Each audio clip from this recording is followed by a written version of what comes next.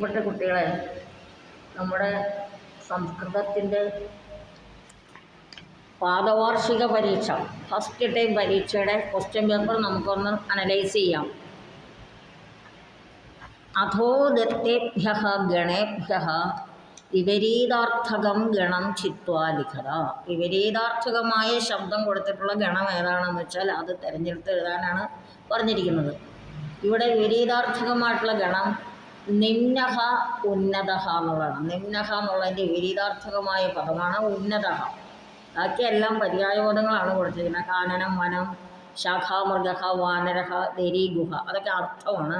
വിപരീതാർത്ഥകമായിട്ടുള്ള പദം നിമ്നഹ ഉന്നതഹ എന്നുള്ളതാണ്.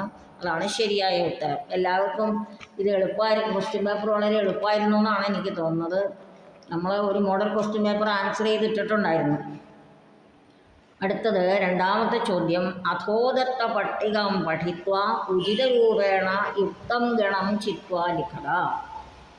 കൃത്വാ, സ്വീകൃത്യ, വ്യവഹർത്തും, ഈ മൂന്ന് പദങ്ങളാണ് കൊടുത്തിരിക്കുന്നത്. അവിടെ മഞ്ജൂഷയിൽ തെറ്റിച്ച് കൊടുത്തിരിക്കുകയാണ്. അത് നമുക്കറിയാം. കൃത്വാ ക്വാന്തം, സ്വീകൃത്യ ലബന്ധം, വ്യവഹർത്തും തുമുന്നന്തം. അപ്പം ഗ എന്ന ഉത്തരമാണ് ശരിയായിട്ടുള്ളത്. ഇനി അടുത്തത് പ്രസ്താവനാദ്വയം പഠത അധസ്താത് സാധു ഉത്തരം കിമിതി ലിഖത. രണ്ട് പ്രസ്താവനകൾ കൊടുത്തിട്ടുണ്ട്. താഴെ ശരിയായ ഉത്തരവും കൊടുത്തിട്ടുണ്ട്. അതേതാണെന്ന് നോക്കാം. ഗായകം പരിതഃ ആസ്വാദകാഃ തിഷ്ഠന്തി. രണ്ടാമത്തേത് അധ്യാപകസ്യ ഭേദഃ ഛാത്രാഃ ഉപവിശന്തി. നമ്മൾ പഠിച്ചിട്ടുണ്ട്.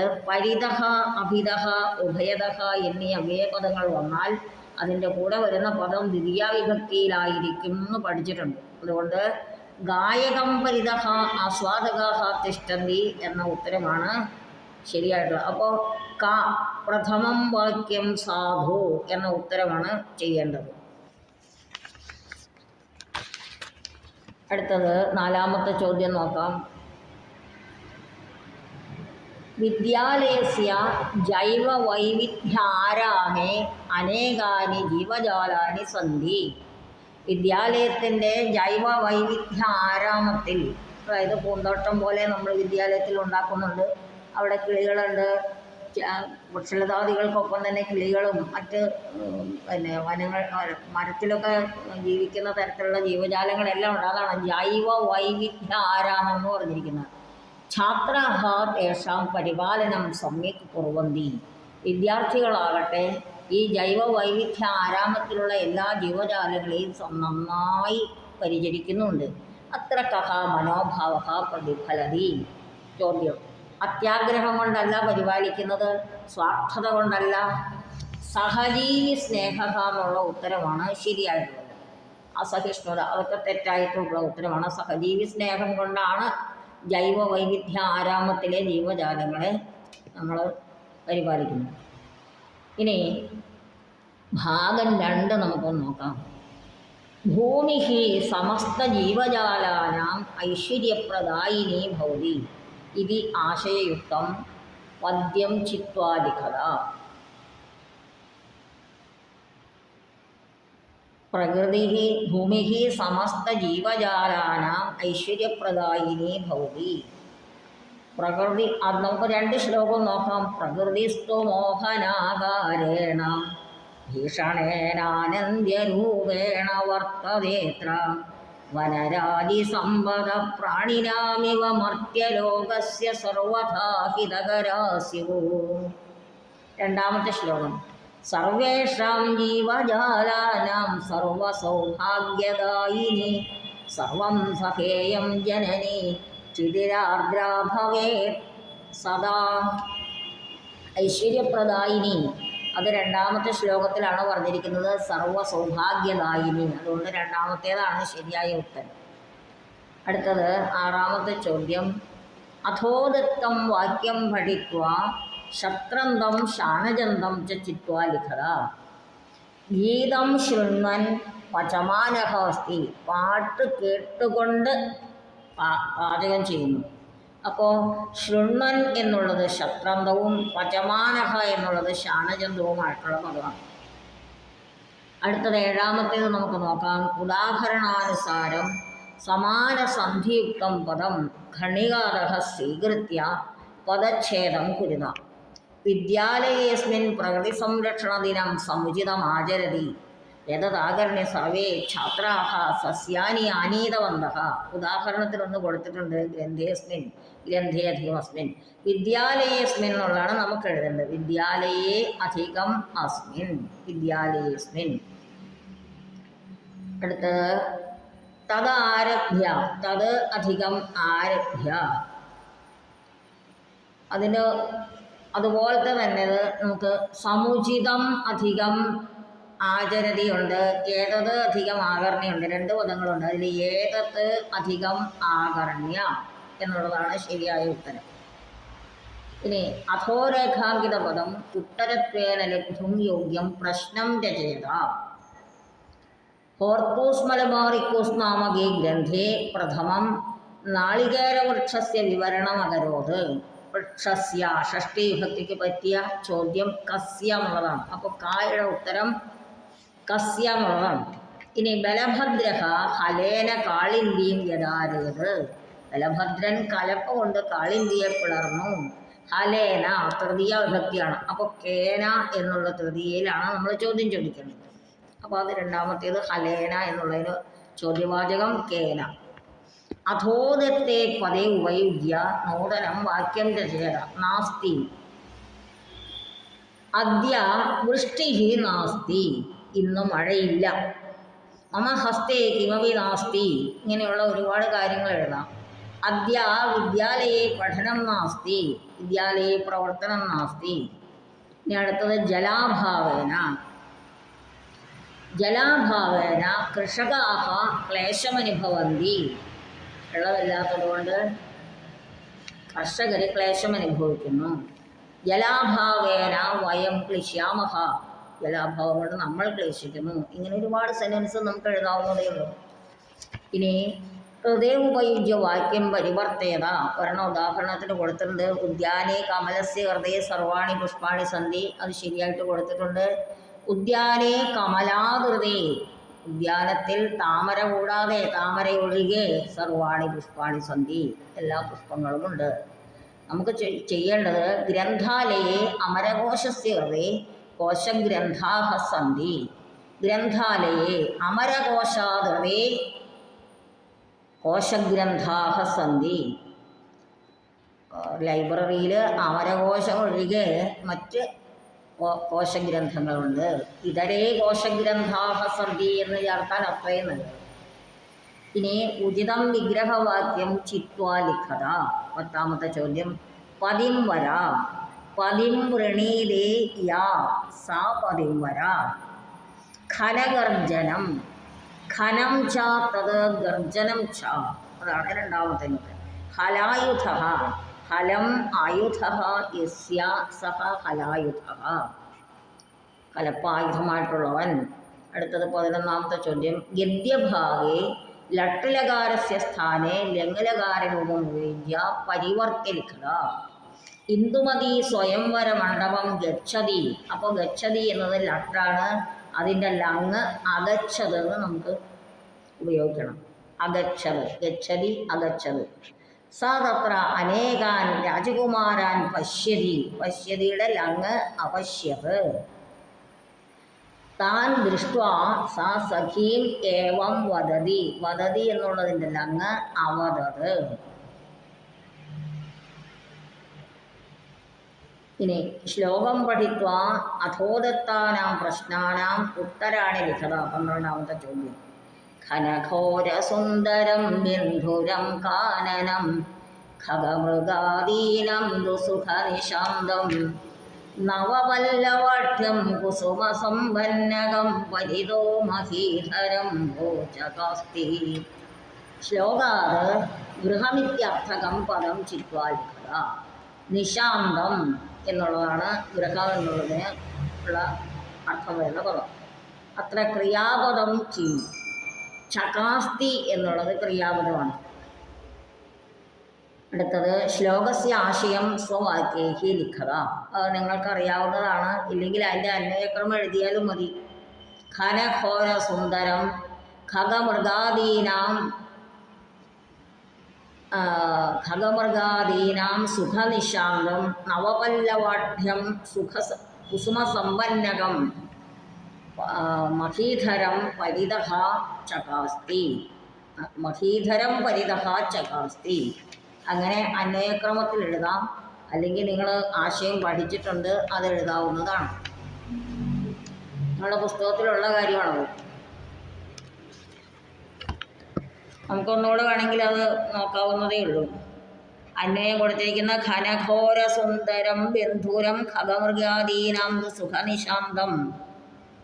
ഘനഘോര സുന്ദരം, വളരെ ഇടതൂർന്ന ഘോരമായ രീതിയിലുള്ളതും സുന്ദരവും ബന്ധുരം മനോഹരവും ഖഗമൃഗാദീനാം തു പക്ഷികൾക്കും മൃഗങ്ങൾക്കും സുഖനിശാന്തം സുഖമായി വസിക്കാൻ പറ്റുന്ന ഇടവുമായിട്ടുള്ളതും നവപല്ലവാഠ്യം പുതിയ തളിരുകൾ കൊണ്ട് സമ്പന്നവും കുസുമസമ്പന്നകം പൂക്കൾ കൊണ്ട് നിറഞ്ഞതും ആയിട്ടുള്ള കാനനം അഹീധരം പരിതഹാഭോ ചകാസ്തി. അങ്ങനെയുള്ള കാട് ഈ പർവ്വതത്തിൻ്റെ സമീപത്തായി ശോഭിക്കുന്നു, ചുറ്റുപാടും ശോഭിക്കുന്നു എന്നാണ്. നിങ്ങൾക്ക് അർത്ഥം എഴുതാനൊന്നും പ്രയാസമൊന്നും ഇല്ലയെന്നാണ് എനിക്ക് തോന്നുന്നത്. എന്തായാലും അർത്ഥം കാണാതെ പഠിച്ചിട്ടില്ലെങ്കിൽ അത് എളുപ്പത്തിൽ അന്ന് നിങ്ങൾക്ക് അർത്ഥം പറഞ്ഞു തന്നിട്ടുണ്ട്, പാഠം പഠിപ്പിച്ച സന്ദർഭത്തിൽ പറഞ്ഞു തന്നിട്ടുണ്ടായിരുന്നു. ഇനി പ്രാദേശിക ഭാഷയ ആശയാനുസാരം വിവർത്തയത. വൈലോപ്പിള്ളി ശ്രീധരമേനോൻ ആധുനിക കേരളീയ കവിഷു പ്രസിദ്ധോ ഭവതി. വൈലോപ്പിള്ളി ശ്രീധരമേനോൻ എന്ന കവി ആധുനിക കേരളീയ കവിഷു ആധുനികരായ കേരളീയ കവികളിൽ പ്രസിദ്ധ ഭവതി പ്രസിദ്ധനാണ്. സെൻറ്റൻസ് എങ്ങനെ എഴുതാം? വൈലോപ്പിള്ളി ശ്രീധരമേനോൻ ആധുനിക കേരളീയ കവികളിൽ പ്രസിദ്ധനാണ്. മർത്യജീവനസ്യ ബഹുവിധാഹ ഭാവാഹ. മനുഷ്യജീവിതത്തിൻ്റെ ബഹുവിധങ്ങളായിട്ടുള്ള ഭാവങ്ങൾ തസ്യ കവിതാസു ദ്രഷ്ടും ശക്യന്തേ. അദ്ദേഹത്തിൻ്റെ കവിതകളിൽ നമുക്ക് കാണാൻ കഴിയും. തസ്യ മാമ്പഴം നാമ കവിത. അദ്ദേഹത്തിൻ്റെ മാമ്പഴം എന്ന കവിത അതിപ്രസിദ്ധ ഭവതി, വളരെ പ്രസിദ്ധമാണ്. മാതൃപുത്ര സ്നേഹസ്യ ഉത്തമം ഉദാഹരണം ഭവതീയം കവിത. മാമ്പഴം എന്ന ഈ കവിത മാതാവിൻ്റെയും പുത്രൻ്റെയും അതായത് അമ്മയുടെയും മകൻ്റെയും സ്നേഹത്തിൻ്റെ ഉത്തമമായ ഉദാഹരണമാണ്. ഇത് വളരെ ഈസി ആയിട്ടുള്ള കാര്യങ്ങളാണ്. ഇനി പട്ടികാദഹ പദാനി സ്വീകൃത്യ ചത്വാരി അർത്ഥപൂർണവാക്യാനി ലിഖത. ബലഭദ്രഹ കാളിന്തിയും അവതത്. ആദ്യത്തേത് ബലഭദ്രൻ കാളിന്തിയോട് പറഞ്ഞു, ത്വം സമ്യക് ദൃഷ്ട്വാ പഠ. നീ നല്ലവണ്ണം നോക്കി പഠിക്കൂ. ഹരിണാഹ സിംഹം ദൃഷ്ട്വാ ധാവന്തി. സോമ ചലച്ചിത്രം ദ്രഷ്ടും ഗച്ഛതി. നാലെണ്ണം അർത്ഥപൂർണമായിട്ട് എഴുതാൻ പറ്റും. ഇനി അവിടെ ബലഭദ്രഹ കാളിന്തിയും സാദരം അവതത്. സാദരം എന്നുള്ള വാക്കുകൂടി ചേർക്കാനുണ്ട് കേട്ടോ. വിശേഷണ വിശേഷ്യാലെ ഉപയുജ്യ വാക്യം വിപുലീകൃത. ഉദാഹരണം കൊടുത്തിട്ടുണ്ട്. സഹൃദയാഹ സാഹിത്യാദീനാൻ ലാവണ്യം ഇച്ഛന്തി അനുഭോക്തും എന്ന് ഇവിടെ കൊടുത്തിരിക്കുന്ന ഇച്ഛന്തി ക്രിയാപദം എഴുതി. ആദ്യം സഹൃദയാഹ ഇച്ഛന്തി, രണ്ടാമത് എഴുതി സഹൃദയാഹ അനുഭോക്തും ഇച്ഛന്തി, സഹൃദയാഹ ലാവണ്യം അനുഭോക്തും ഇച്ഛന്തി, സഹൃദയാഹ സാഹിത്യാദീനാൻ ലാവണ്യം അനുഭോക്തും ഇച്ഛന്തി. ഇവിടെ നമുക്ക് തന്നിട്ടുള്ളത് ബാലകാഹ ഉണ്ട്, ഹാസ്യരസപ്രധാനം, ചലച്ചിത്രം, ഇച്ഛന്തി, ദ്രഷ്ടും, ഇത്രയും പദങ്ങൾ ഇവിടെ കൊടുത്തിട്ടുണ്ട്. അപ്പോൾ നമുക്ക് ഇച്ഛന്തി എന്നുള്ള ക്രിയാപദം തന്നെ ആദ്യം എടുക്കണം. പിന്നെ അടുത്തത് എന്താണ്? ബാലകാഹ ഇച്ഛന്തി. രണ്ടാമത്തെ സെൻറ്റൻസ് ബാലകാഹ ഇച്ഛന്തി എന്ന് എഴുതാം. ഇനി മൂന്നാമത്തെ സെൻറ്റൻസ് ബാലകാഹ ദ്രഷ്ടും ഇച്ഛന്തി. നാലാമത്തേത് ബാലകാഹ ചലച്ചിത്രം ദ്രഷ്ടും ഇച്ഛന്തി. അഞ്ചാമത്തേത് ബാലകാഹ ഹാസ്യരസപ്രധാനം ചലച്ചിത്രം ദ്രഷ്ടും ഇച്ഛന്തി. ഇതിൽ തന്നിട്ടുണ്ടായിരുന്നു, ലോഡ് ചെയ്ത് തന്നിട്ടുണ്ടായിരുന്നു. നിങ്ങളത് നോക്കി പഠിച്ചെഴുതണം. 16ാമത്തെ ചോദ്യം സംഭാഷണാംശാൻ പൂരയത എന്നുള്ളതാണ്. ഈ സംഭാഷണാംശങ്ങൾ പൂരിപ്പിക്കുക എന്നുള്ള ചോദ്യം ഒരു ഷുവർ ക്വസ്റ്റ്യനാണ് പരീക്ഷയ്ക്ക്. നിങ്ങൾ സംസ്കൃതം ഇത്രയും നാളും പഠിച്ചിട്ട് എന്തെങ്കിലും നിങ്ങൾക്ക് സ്വന്തമായിട്ട് എഴുതാൻ കഴിയുമോ എന്ന് അറിയാനുള്ള ഒരു ചോദ്യമാണത്. നന്നായി പഠിച്ചു വെച്ചാൽ അതിൻ്റെ ഒരു ട്രിക്കുണ്ട്. നമ്മൾ ആദ്യത്തെ സെൻറ്റൻസ് വായിച്ചു കഴിഞ്ഞിട്ട് അടുത്തൊരു ഡാഷാണ് കിടക്കുന്നതെങ്കിൽ ആ ഡാഷ് കഴിഞ്ഞിട്ടുള്ള സെൻറ്റൻസ് ഒന്ന് നോക്കുക. അതിലെന്താണോ പറഞ്ഞിരിക്കുന്നത് അതിനനുസരിച്ചുള്ള ഒരു സംഭാഷണമാണ് അവിടെ പൂരിപ്പിക്കുന്നത്. നമുക്കൊന്ന് നോക്കാം. ഹെൻറിക് വാൻ റീഡ് ആണ് ആദ്യം സംസാരിക്കുന്നത്. കേരളേഷു വിദ്യമാനേഷു സസ്യേഷു കാനി കാനി ഔഷധ ഗുണയുക്താനി ഭവന്തി എന്നൊരു ചോദ്യമാണ് അദ്ദേഹം ചോദിച്ചത്. നമ്മളോടാണ് ചോദിക്കുന്നത്. ഇട്ടി അച്യുതൻ എന്ന വൈദ്യൻ, ആ കാലഘട്ടത്തിലുണ്ടായിരുന്ന വൈദ്യനാണ് ഈ ചോദ്യം. ആ വൈദ്യനോടും നമ്മളോടും കൂടിയാണെന്ന് വിചാരിക്കുക. അപ്പോൾ കേരളത്തിലുള്ള ഔഷധ ഗുണയുക്തങ്ങളായിട്ടുള്ള സസ്യങ്ങളുടെ പേരുകൾ നമ്മൾ പഠിച്ചിട്ടുണ്ട്. തുളസി, ആമലകം, ഹരിദ്ര, കർണികാരഹ, അശോകഹ, ഇതൊക്കെ നമ്മൾ പഠിച്ചതാണ് ഔഷധ ഗുണയുക്തങ്ങളായ സസ്യങ്ങൾ. ഒന്നുകൂടെ പറയാം. തുളസി, ആമലകം, ഹരിദ്ര, കർണികാരഹ, അശോകഹ. ഇനിയും ധാരാളമുണ്ട്. ഇട്ടി അച്യുതൻ ഒരു ഡോക്ടറായിരുന്നുകൊണ്ട്, അദ്ദേഹം ഒരു വൈദ്യനായിരുന്നുകൊണ്ട് അദ്ദേഹം പറഞ്ഞിട്ടുണ്ടാവണം കുറച്ചുകൂടി സസ്യങ്ങളുടെ പേരുകൾ. അപ്പോൾ ഹെൻറിക് വാൻ റീഡിന് അത്ഭുതമായി. അതുകൊണ്ടാണ് സർവമതി ഇത്രയറിയോ എന്ന് ചോദിക്കും. ആശ്ചര്യമേതത്. സർവമതി കഴിഞ്ഞിട്ട് നമുക്ക് പൂരിപ്പിക്കണം സർവമതി ഔഷധ ഗുണയുക്താനി. അവിടെ ഔഷധ ഗുണയുക്താനി എന്നാണ്. ഇതെല്ലാം ഔഷധ ഗുണയുക്തങ്ങളാണോ? ആശ്ചര്യമേതത്. ആശ്ചര്യമായിരിക്കുന്നു. ഇട്ടി അച്യുതൻ്റെ മറുപടി ആം അനൗഷധം സസ്യം നാസ്തിയേവ. ഔഷധമല്ലാത്ത സസ്യമില്ലേ ഇല്ല. അപ്പോൾ ആ ഉത്തരം വെച്ചുകൊണ്ട് നോക്കുമ്പോൾ ഹെൻറിക് വാൻ റീഡ് ചോദിച്ചത് എന്തായിരിക്കും? സർവമതി ഔഷധ ഗുണയുക്താനി. ആശ്ചര്യമേതത്. എല്ലാത്തിനും ഔഷധ ഗുണമുണ്ടോ എന്നാണ്. അപ്പോഴാണ് ഇട്ടി അച്യുതൻ പറഞ്ഞത് ആം അനൗഷധം സസ്യം നാസ്തിയേവ. ഔഷധമല്ലാത്ത സസ്യമില്ലേ ഇല്ല. അപ്പോൾ ഹെൻറിക് വാൻ റീഡ് ചോദിക്കുകയാണ് ഏവം ചെയ്ത്, അങ്ങനെയാണെങ്കിൽ തുളസ്യാഹ ഔഷധ ഗുണഃ കഹ, അല്ലെങ്കിൽ തുളസി ഇത്യസ്യ സസ്യസ്യ ഔഷധ ഗുണഃ കഹ എന്നൊക്കെ വീട്ടിൽ പരത്തി എഴുതാം നമുക്ക്. അതിന് നിങ്ങൾ തുളസ്യാഹ എന്ന് മാത്രം പറഞ്ഞാലും മതി. തുളസ്യാഹ ഔഷധ ഗുണഃ കഹ.